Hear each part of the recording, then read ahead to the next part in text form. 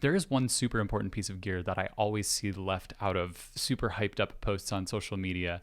And there are so many different ways that you can set up a DAWless rig, whether it's just a DAWless synth setup that you're recording into Logic or Ableton, like I do, or you're using a fully DAWless recording setup. But amongst all the synths and effects and processors and other fun things that you see brought up when talking about going DAWless, I find it really ironic that it wasn't until about 6 months ago that I actually got myself a mixer.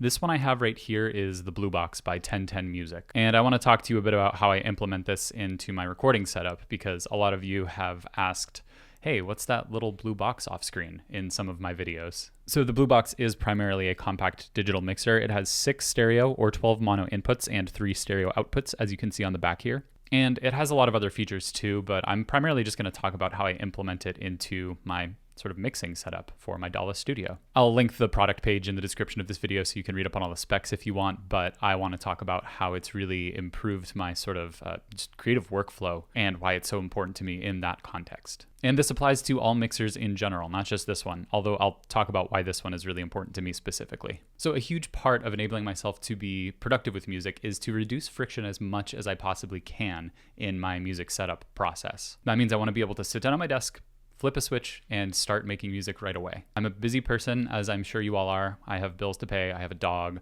I have to cook for myself, I have to clean, I have offshore bank accounts to maintain. And I personally don't like taking the extra time to power up a whole studio, especially if I'm just kind of jaunting in from somewhere else in the house with a fresh idea that I really want to try to get down on paper. So when I was just using like the OP1, I could plug in headphones and be good to go. But now that I have a little bit more of a comprehensive synth setup, I got the Blue Box to primarily use as an audio routing hub.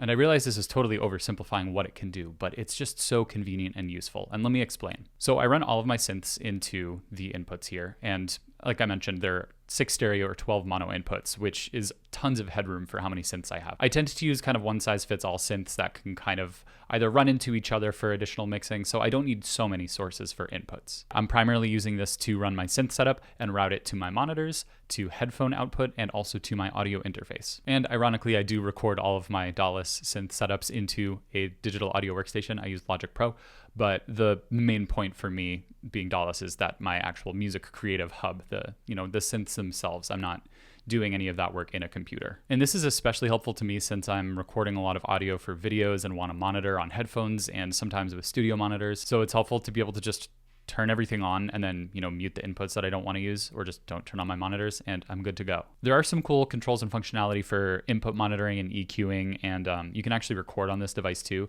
but I really don't use too much of that any more than I would necessarily in like post-processing. So it's kind of a great tool for using some functionality before you actually record into a DAW, if that's where your final destination is for your audio. And it can honestly even act as a replacement for a DAW, but again, that's not how I use it. You can do this with any mixer, and this isn't like me pushing the Blue Box or anything. This is the device that works for me. And it got me actually kind of excited about the prospect of having a device where I could route and send all of that audio in such a compact form factor. And that's why the Blue Box works for me, because of the size. You might be thinking, isn't that kind of a big investment for something that you're just going to use to send audio to different places? Like, you can do that in a DAW.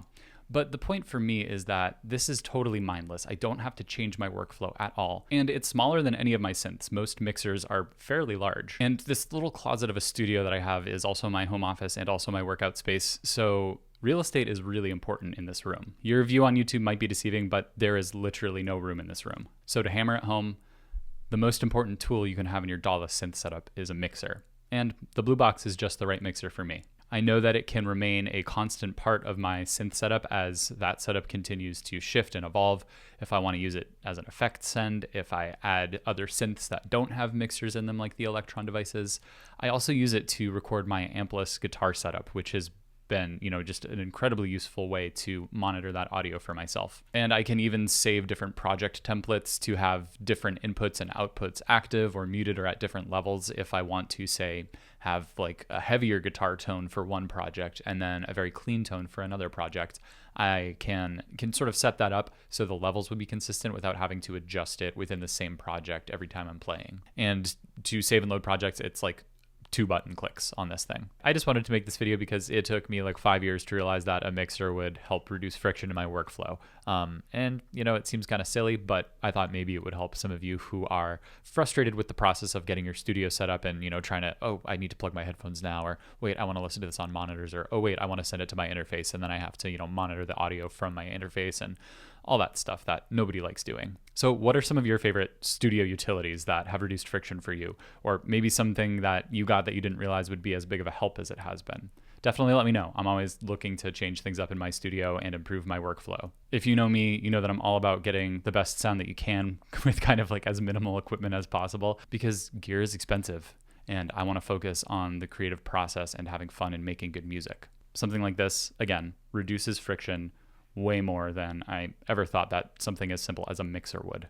And it was definitely worth the money for me. If you found this video useful, close out of the window immediately and never talk to me again. Just kidding. Subscribe and leave a comment or whatever. And if you really found the video useful, consider checking out my Patreon. It's super meaningful to get direct support from you all, and I really do appreciate every second of each video that you watch. But if you're curious about how to support more directly, you can take a look at the Patreon, linked in the description of this video, and have a look there. I also have some other cool links down there. I have some Perfect Circuit affiliate links and a DistroKid discount link for your first year of membership if you want to check that out. So yeah, as always, appreciate you hanging out.